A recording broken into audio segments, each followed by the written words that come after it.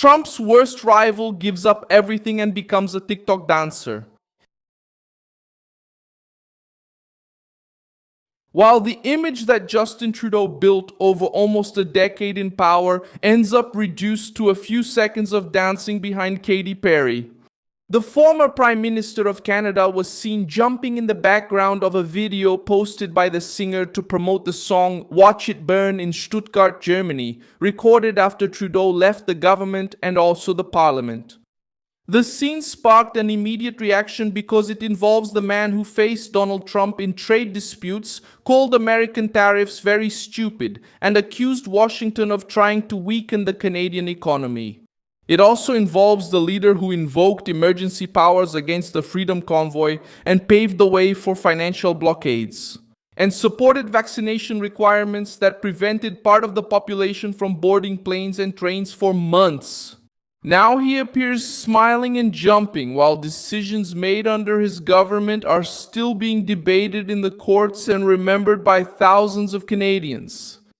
The internet turned the scene into a symbol of a brutal fall in status. What is left of Trump's former opponent? How did Trudeau go from the center of power to the background of a TikTok? I'll tell you all about it. If you like this kind of straightforward, no-nonsense content, consider subscribing because we have videos like this every day. Trudeau submitted his resignation. He submitted his resignation on March 14th, 2025, when Mark Carney took over the Canadian government. He also stopped being a member of parliament and left the party's front line.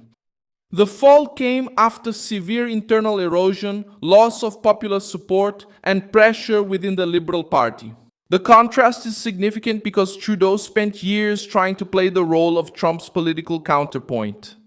In March 2025, during the trade war, he called the tariffs imposed by the United States very stupid and accused Trump of wanting to provoke the collapse of the Canadian economy to make annexation easier. The conservative outrage over the dance stemmed mainly from memories of the Freedom Convoy. In February 2022, the Trudeau government invoked the Emergencies Act for the first time in Canadian history. The measures allowed banks to temporarily freeze accounts linked to the blockades without a prior court order. A criminal conviction was not required for the account holder to face the restriction. In January 2026, the Federal Court of Appeal confirmed that Trudeau's decision was irrational and exceeded his authority. The decision was found to have violated constitutional guarantees related to freedom of expression and protection against unreasonable searches and seizures. The court did not treat the episode merely as a political discussion. It recognized that the government used powers that were not legally available under the circumstances presented. The same government required COVID vaccination for air and rail travel within or outside of Canada. The rule was in effect from November 2021 until June 2022. The federal system created a standardized proof of vaccination, while unvaccinated passengers were prevented from using these means of transportation, except for limited exceptions. That's why critics didn't just see a man dancing. They remembered a former leader who used the weight of the state against protests and against those who refused certain health requirements. For many Canadians, seeing Trudeau jumping around carelessly provokes outrage because the consequences of the measures adopted during his government did not disappear when he left office. The reaction on social media was swift. Conservative commentators from the United States mocked Trudeau as a background character in Katy Perry's career and brought up his clashes with Trump. Some said that the former head of government went from international meetings to an almost hidden appearance in a promotional video. Canada remains involved in the rift between Washington and parts of Europe, but now under Mark Carney. Recent reports show European leaders discussing how to reduce their military, technological, and economic dependence on the United States. Mark Carney has moved closer to this movement and has begun advocating for stronger connections between Canada and Europe. While Justin Trudeau dances, Russia faces a fuel crisis that shows how the war has reached people's everyday lives. Ukrainian attacks on refineries have reduced Russian gasoline production to about 65% of seasonal demand. Lines lasting hours have spread across gas stations, sales have been limited, and videos of arguments and fights have started circulating. A recording shows two men exchanging blows near a long line of vehicles.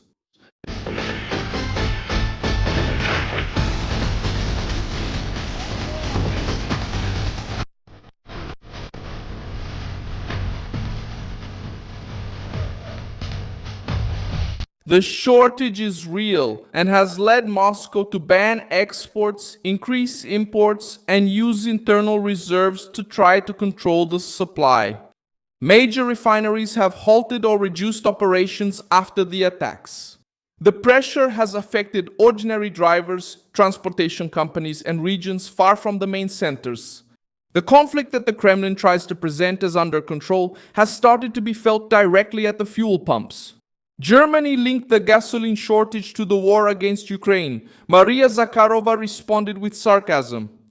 The spokesperson for the Russian Ministry of Foreign Affairs accused Berlin of sustaining a war through Kiev and suggested that German diplomats use public transportation.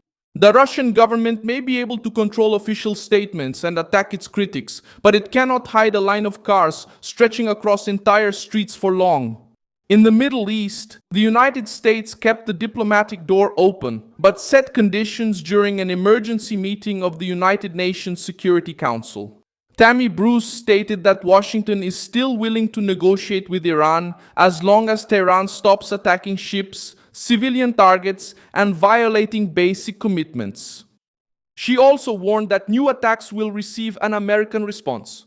Trump continues to present peace as his preference, but without promising passivity in the face of Iranian actions. Iran disputed the claim that a new round in Switzerland had already been scheduled for the following week. More reliable sources confirmed only that there was no set date, time, or location.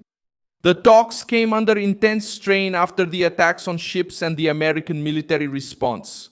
Tehran began to demand an end to the threats before moving forward to a final agreement. This Friday, July 10, 2020, Trump stated that Iran requested the continuation of the talks and that the United States accepted, although the previous truce remains over.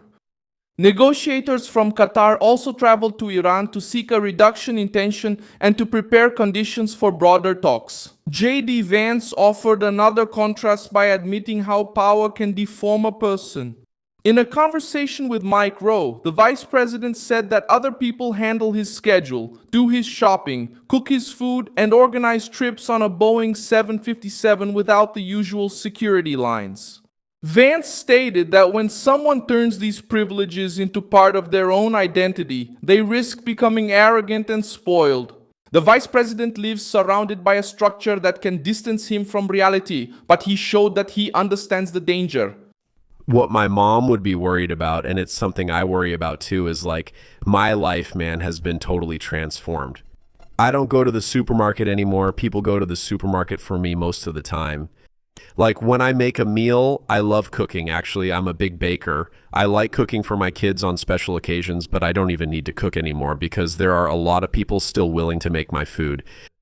My life is pretty strange. I travel around in a 757, no more TSA lines for me, and for the kids, it's so weird.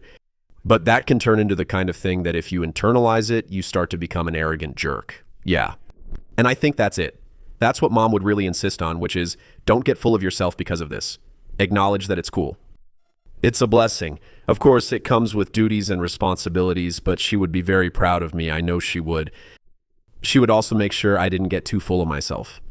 Thank you very much for watching this video until the end. Support our project and contribute financially through the Pix key that appears on your screen. We are an independent channel focused on keeping you informed with the truth. Your contribution helps us keep going.